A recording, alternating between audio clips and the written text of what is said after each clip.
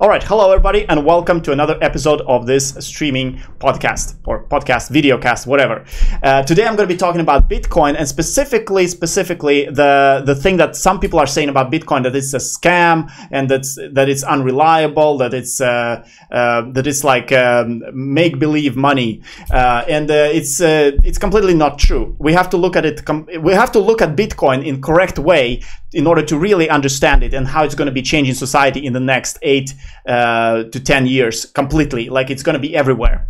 So let's have a look at the correct way of looking at Bitcoin first of all. So if you look at Bitcoin in terms of the monetary value, you get a very skewed value of what Bitcoin is. You get kind of like you get speculative value. So if you say that the price of the Bitcoin is like 80,000 crowns, then it's kind of like it's in relation to money, because Bitcoin essentially becomes the medium of exchange of money. So you kind of like sell money through the Bitcoin network, because it's not being used it's not being used everywhere in order to exchange goods. And what will happen, I think, that when the only time when it's gonna start getting a more reasonable value is when it's gonna be used everywhere for all kinds of exchange, and that's really where the technology is gonna shine. Bitcoin right now is like Napster was in 2001. We don't have Napster right now, but we do have Netflix, and we do have all these other services and all the applications that you can see on the TV, where you can choose which movies you want to watch, and you can download any movie you want in just by clicking on a link, which is what Napster essentially did in 2001. That technology was just too new for the time, and music industry has been terrified. And the same thing is happening right now to the banks and to the governments. They are terrified of Bitcoin, so they are naturally saying that this is a scam and it's make believe and whatnot. But in reality, Bitcoin does have a value, and the value of Bitcoin is measured in time. It's the time it takes to find out the correct hash for every single transaction of the Bitcoin blockchain.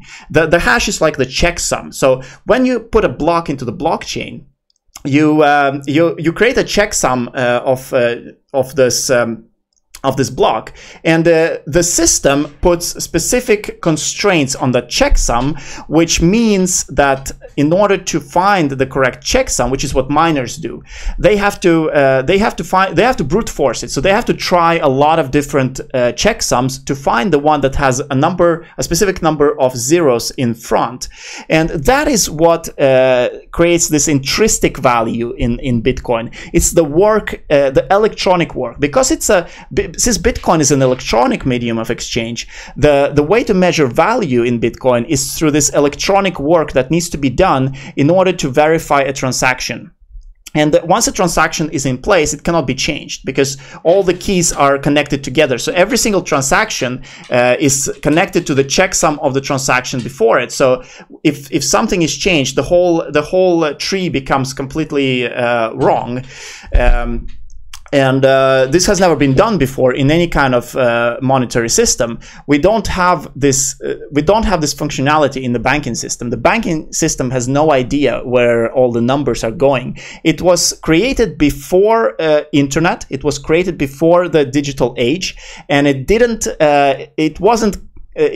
accommodate when it was created. Like, the internet is the way that banking is done on the internet right now is just an extension of how it's been done before, and it's just it's like putting a bandage on a cut. It's basically just putting together a solution that's gonna work, that's going to be compatible with the old way of doing things, but it's completely unreasonable in terms of the new way of doing things. The reason for that is because every transaction in an ordinary banking system is not signed. So you cannot verify, you cannot have this giant overview of all of the transactions and know that every single transaction is correct. So you can have like gigabytes of data. This whole transaction tree, the ledger, is the gigabytes of data, and every single bit in this huge chunk of data is correct. You can actually verify it mathematically. This is exactly what Bitcoin is doing to the banking system. It's like being able to track every single transaction in real time. So governments are going to discover this. They're going to see the possibility here. They're going to see the possibility to collect taxes on every single transaction.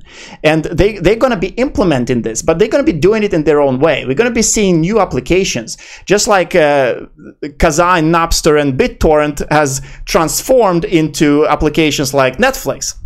So we're going to be seeing countries adopting Bitcoin on a national basis and actually maintaining their own blockchain publicly, exactly like Bitcoin is doing it. But it's going to be called like maybe Swedish crown coin or whatever. But it's going to be completely digital. So it's going to be adjusted to the way that things are done on the internet today. All the bankers are Jews. The Turkish people are roaches. Okay, people are sending comments. That's good. We got to get more comments in the live stream. So if you're watching this video on YouTube, then go to switchandbet.com and subscribe, and so that you can watch it live, because I'm sending it live on Twitch, and then on YouTube you're just watching a replay. So let's see what else I have here. I have. So we go back to the question, is Bitcoin a scam? And I've written down a few ideas that I had, because I don't believe it. I think it's a fantastic idea. It's the way of doing transactions digitally. And we have to see these electronic transactions as mediums of exchange. So if you're looking at Bitcoin like something to invest in, it's not really the primary purpose of Bitcoin. People are investing in Bitcoin because they're speculating. They just they hope that the price will go up so that they can make so they can win some money. But they're doing it like they're approaching it like a game. They're approaching it like a casino game. So they're speculating on the value of another transactional medium. It's like trading in currencies. While that works, you can make money using that. It's not what Bitcoin is at its core, because at its core, it is a secure way of exchanging things and still maintaining this decoupling between the sale and the purchase of something else. Which is what money has been created for from the beginning. Money was created to have this decoupling. You didn't want to like trade cows for a chicken.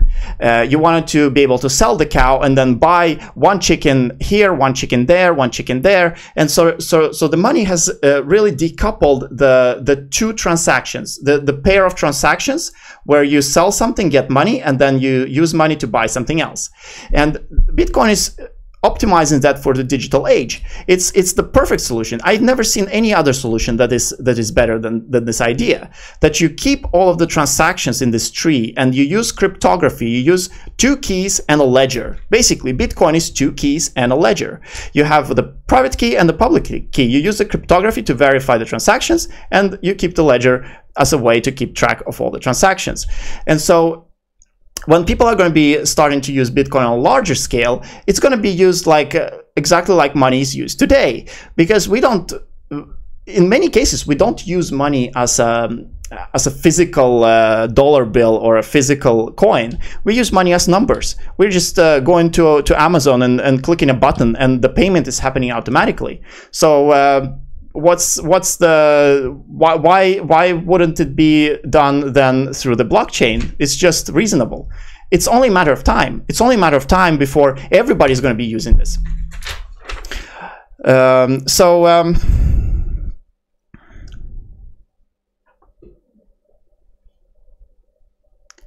there are two important differences. So I have there are two important differences compared to the banking system, is that it's verified, and it's also, and this is another important difference, it's also that this the bitcoins that you have, or for that matter any kind of currency, let's say that bitcoins was let's say just blockchain. For example, if a government adopts blockchain, you would have the currency in that government government coin. But the big difference here is that they cannot take your money away. That's impossible. So unless you forget your private key or the password to your private key, they can't take it away from you because you're not storing it anywhere. It's all stored in this ledger, this public ledger.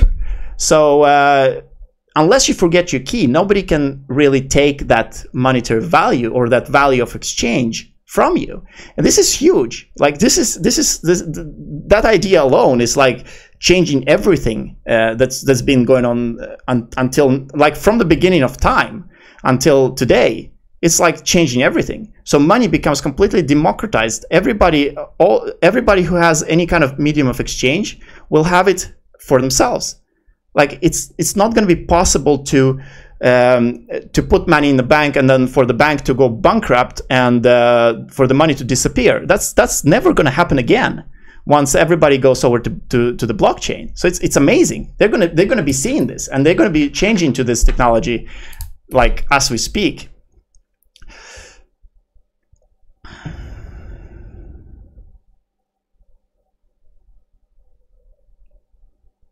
So we're going to be seeing more of this.